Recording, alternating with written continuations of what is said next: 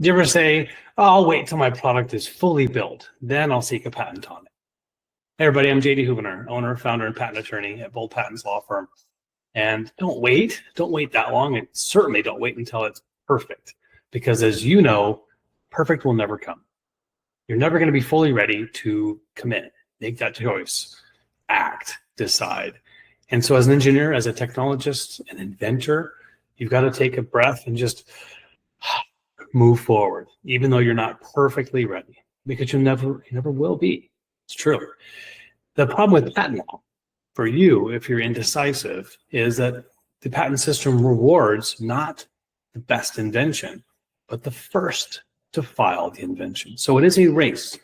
Once you've got your invention far enough along, and I recommend getting advice of an attorney to double check to see if you are in fact far enough along, then you should file it. At least file what's called a provisional patent application.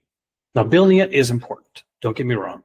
And if you need to actually build it to the point where you have to convince yourself that it works, do that. Do that. But don't go any further.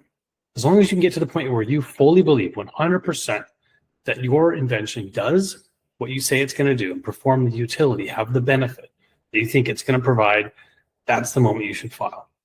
Now, of course, it can get better. You can validate it, get it certified by third parties, and have it work with lighter materials more efficiently and at perhaps lower cost. That's for later. Don't get it perfect before you file a patent, because you might miss your chance to own it. Here's some examples from other inventors, other entrepreneurs just like you.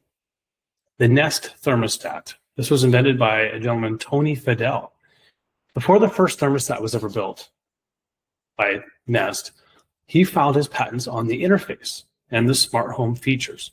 Those filings stopped giants like Honeywell or others like that, Google, from cloning the core design until Nest had a foothold in that industry, in that niche.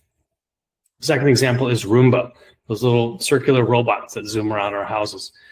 iRobot, okay, is the name of the company. They patented its first robot vacuum before they had a polished consumer-ready prototype. The early patents let Roomba dominate the market that big appliance brands, right, think Shark or even Dyson, desperately wanted to enter. But iRobot secured the patents and created that fence for them to explore and have dominance in that market. Example number 3 is Fitbit. James Park, Eric Friedman, we heard a lot about them. Fitbit filed their core tracking and sensor concepts long before they finished the wearable, even the first version. So as soon as they had the technology, they filed for protection on it, even though they weren't sure what the band would look like. The early production helped them secure investment and kept larger electronic companies from swooping in first. So none of these founders waited until the product was perfect. They filed, and the idea was still early but ready. So get with us if you are not sure whether you're ready or not, whether you're far enough along. Get some judgment from an attorney that you might trust. Go to boldpatents.com and schedule a free discovery call today. I'm JD Houvener, wishing you a great week. Go big, go bold.